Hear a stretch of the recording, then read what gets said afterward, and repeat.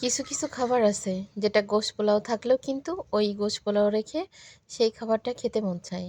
যেমন ভর্তা, ভর্তার ভিতরেও কিন্তু আবার কথা আছে। চিংড়ি মাছ ভর্তা, শুটকি মাছ ভর্তা, এই দুইটা ভর্তা ছাড়া কিন্তু অন্য কোনো ভর্তার উপরে অতটা বেশি আগ্রহ নেই। তো অনেক তরকারি রান্না করলাম, গোশ রান্না করলাম, ডাল রান্না করলাম, ভাজি আছে, সকালে চিংড়ি মাছ দিয়ে ডাঁটা দিয়ে রান্না আছে, ডাল রান্না আছে। সব কিছুকে ফেলে রেখে মনে হচ্ছে যে এই দুপুর রোদি গরম গরম ভাত দিয়ে চিংড়ি মাছ ভর্তা খাই। তো সাথে ফ্রিজ থেকে চিংড়ি মাছ বের করলাম, বের করে সরিষার তেল দিয়ে চিংড়ি মাছটা সুন্দর মতো লবণ হলুদ দিয়ে ভাজি করে নিলাম।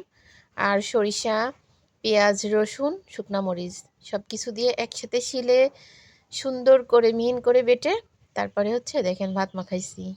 তো দুপুর রোদে যদি এইভাবে গরম গরম ভাত দিয়ে চিংড়ি মাছ ভর্তা দিয়ে খাওয়া হয়, সেই স্বাদ কিন্তু। এত মজা হয়েছে, না খেলে বুঝবেন না।